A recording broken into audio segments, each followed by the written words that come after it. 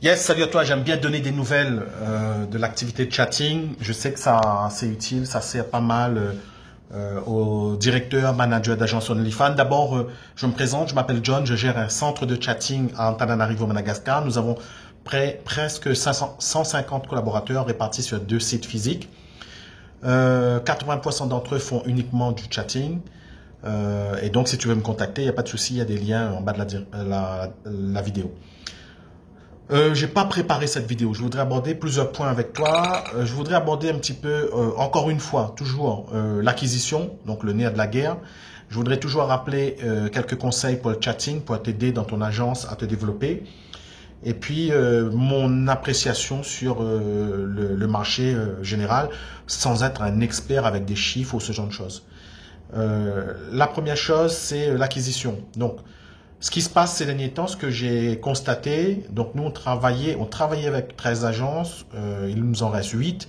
Il y a des agences avec qui on a arrêté, ils ont arrêté avec nous aussi, parce que c'était pas rentable pour eux. Ce que j'en pense, c'est que les gars, les directeurs OF, les managers OF, on s'est bien amusé, on a bien rigolé de janvier à juillet à peu près sur Tinder. On s'est vraiment bien amusé, juillet, août. Et puis Tinder a renforcé ses barrières de sécurité, que ce soit Tinder, Badoo, Fruits, etc. Toutes les plateformes ont renforcé leurs barrières de sécurité. Ces plateformes-là, ainsi que tu le sais, elles n'ont pas intérêt à te laisser créer des comptes fake, des comptes fantômes, des comptes suicides. Il y a aucun intérêt à te laisser faire ça. Donc tu tues à leur business économique. C'est quand même la rencontre, que ce soit amoureuse ou plan cul ou sexuel. Il n'y a aucun intérêt à ce que les membres de ces plateformes soient pollués par les comptes que nous on fait en VA chez eux.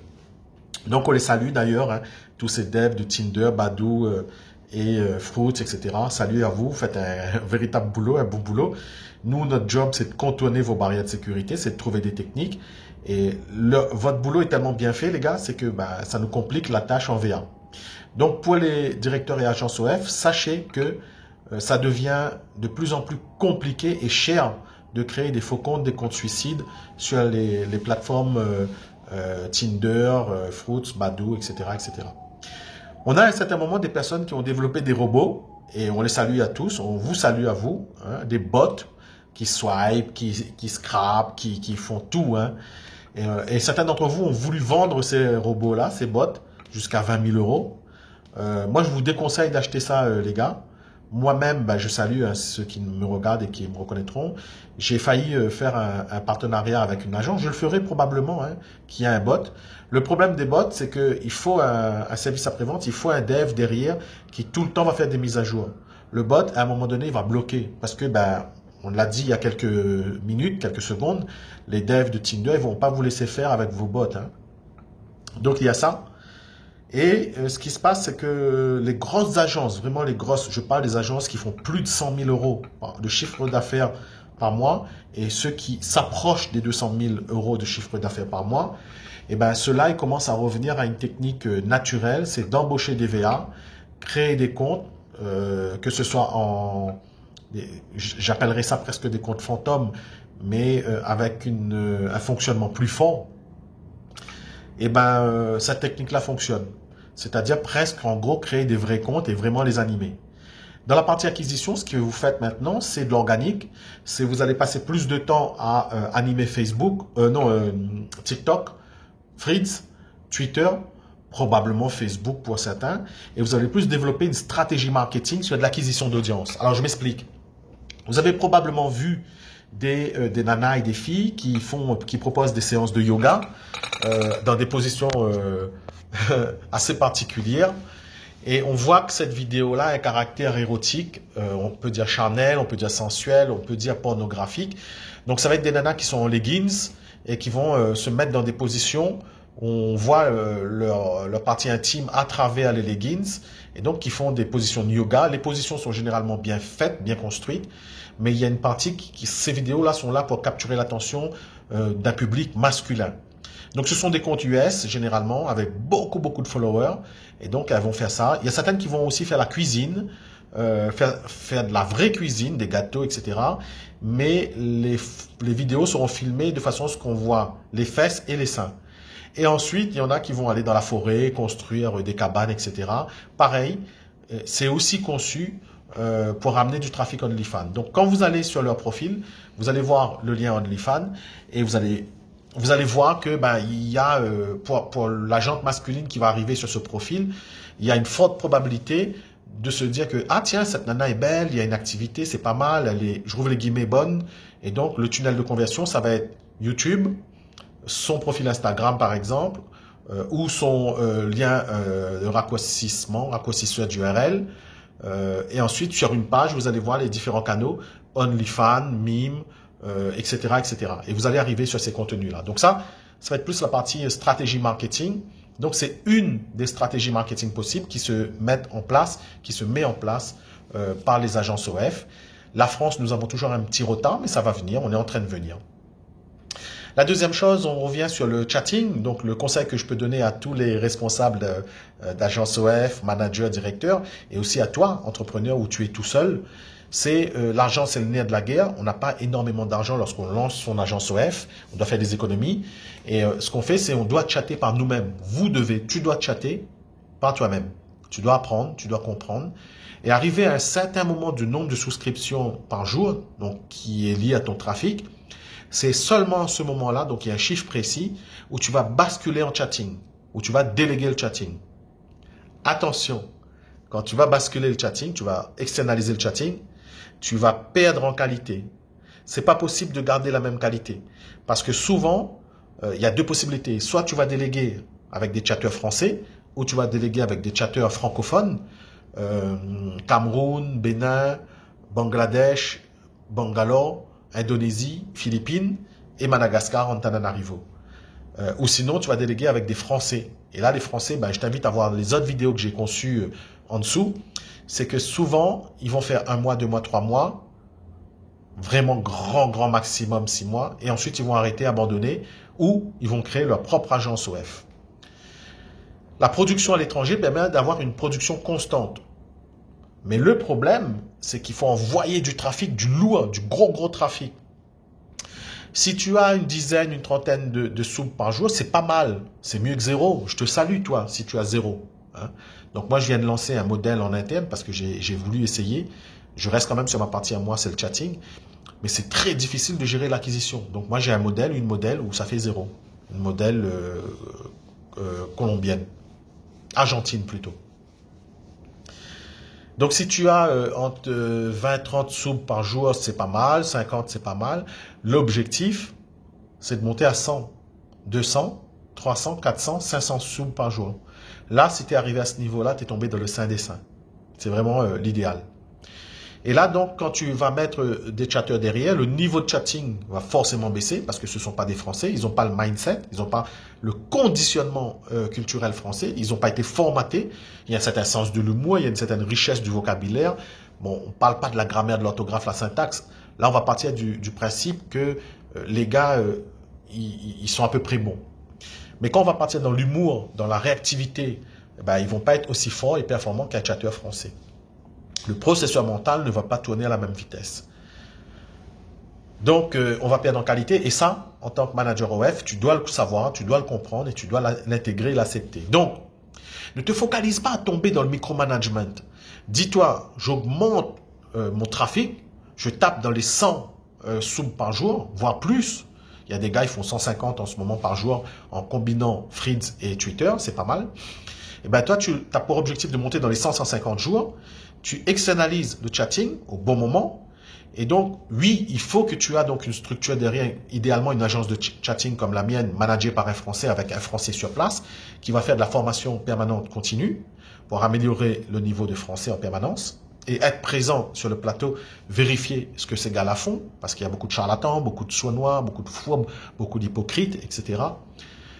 Et donc, à partir de ce moment-là, tu vas faire confiance à une agence qui va gérer le chatting. Et toi, ce que tu vas faire monter le trafic et tu vas envoyer de la sauce, tu vas envoyer du lourd sur tes comptes OF, sur tes comptes Instagram, etc. et tes comptes OF. Donc, tu vas toujours faire une petite supervision légère au niveau des statistiques, au niveau de ce que fait les chatteurs, mais tu ne vas pas faire du micromanagement. Le micromanagement, c'est quand tu te prends la tête à dire, à m'envoyer des messages à moi. Ouais, John, ton chatter, il a oublié un S. John, ton chatter, il a oublié un EE parce que c'est une fille qui parle. John, pourquoi le chatting a commencé à 20h06 au lieu de 20h02 ou 21h? Donc, tu vas te prendre la tête sur du micromanagement. Je dis pas que il faut pas surveiller ça. Si, il faut pas se laisser aller non plus, les amis. Hein. Mais tu dois pas faire du micromanagement et externaliser. C'est obligatoirement perdre un peu en qualité. Ben sinon, tu fais ton chatting toi-même. Ou sinon, tu trouves des Français. Tu vois ce que je veux dire? On se comprend. On se comprend vraiment là-dessus. Donc ça, c'était le point numéro 2 sur la partie chatting. Ça se passe plutôt bien. Tu peux aussi trouver des chatteurs en freelance sur des groupes Facebook, etc. Fais attention parce que la qualité n'est pas bonne. Et ils ont un problème de groupe électrogène et d'électricité. Il y a beaucoup de coupures d'électricité et d'Internet. Et il ne faut pas qu'ils chattent depuis un cybercafé, par exemple. Et le dernier point que je voulais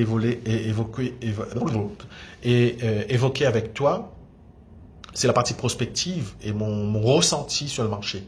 Petit disclaimer, je ne suis pas un analyste économique de ce segment-là, de ce marché-là. Je n'ai pas de chiffres sur lesquels me baser. Moi, mon retour d'expérience est plus basé sur des échanges avec mes 13 clients. J'avais 13, il m'en reste 8 agences.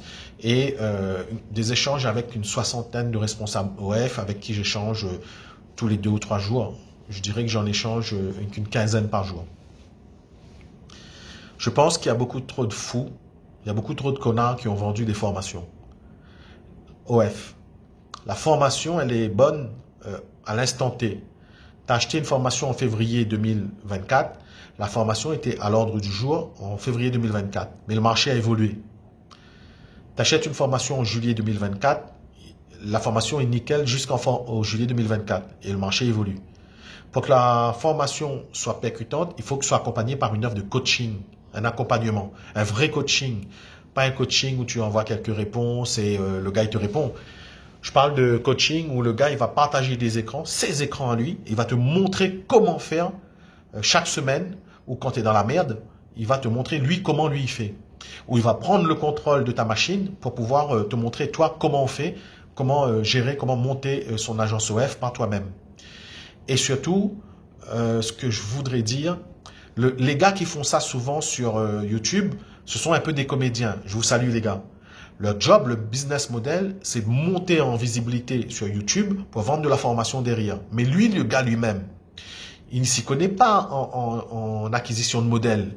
Il ne s'y connaît pas en acquisition d'audience, dating apps, jailbreak, VPN, proxy, etc., bot. Il ne s'y connaît pas là-dedans, tu vois, ni en stratégie marketing d'acquisition d'audience. En chatting, lui, il chatte même pas, il chatte plus, tu vois. Donc, il va te parler d'un truc sous une forme un peu de comédie. Il va pas rentrer dans les détails. Beaucoup de ces vendeurs de formation, que je salue encore une fois, les gars, vous abordez pas les détails, vous rentrez pas parce qu'il n'y a pas intérêt à aborder ces détails-là. Donc, vous allez être plus sur montrer les chiffres, chiffres, des bracelets, des montres, des voitures à Dubaï, etc. L'objectif, c'est vraiment qu'ils achètent la formation et puis dans vos formations, vous avez structuré ça d'une certaine façon pour qu'ils achètent encore d'autres modules ou d'autres offres d'accompagnement, etc. Donc, ce qui fonctionne bien, si un jour vous prenez une formation, j'allais dire IA, une formation OF, choisissez un truc où il y a un coaching derrière pour pouvoir vous accompagner. Moi, je pense que les gens qui ont vendu ça, ils ont un peu abusé. Ça a été démocratisé. TF1 a fait des sujets là-dessus, M6, etc. On salue Manoa aussi. Le problème, c'est que vous êtes tous à vouloir faire ça et vous êtes plutôt amateurs dans le domaine. Donc, la place maintenant reste vraiment aux agences. Il y a de la place pour tout le monde. Mais la difficulté, la technicité du truc, c'est qu'il n'y a plus de place pour beaucoup. Il y a beaucoup d'agences OF qui se sont cassées la gueule depuis le mois d'août, septembre, octobre. On ne vous voit plus.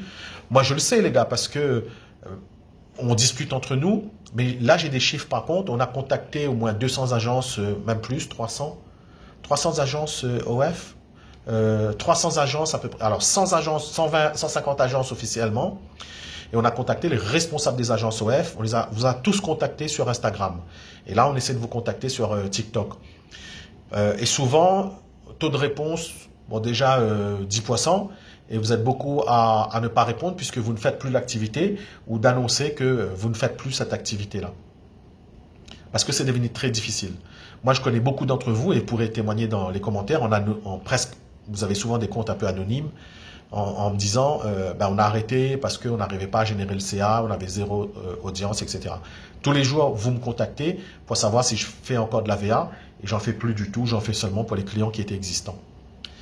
Donc ma prospective, c'est il y a de la place, mais le degré de technicité a tellement évolué, s'est complexifié que dans les prochains mois, restera seulement les agences qui ont réussi à se structurer, à faire face techniquement à tous ces défis, à toutes ces mutations pour pouvoir générer du chiffre d'affaires en toute sérénité.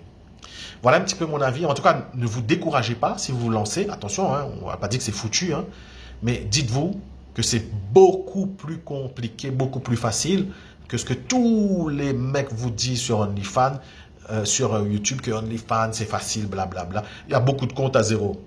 Voilà. Je te laisse mettre des commentaires, t'abonner à la chaîne YouTube. C'est vraiment le moyen pour vous de me soutenir.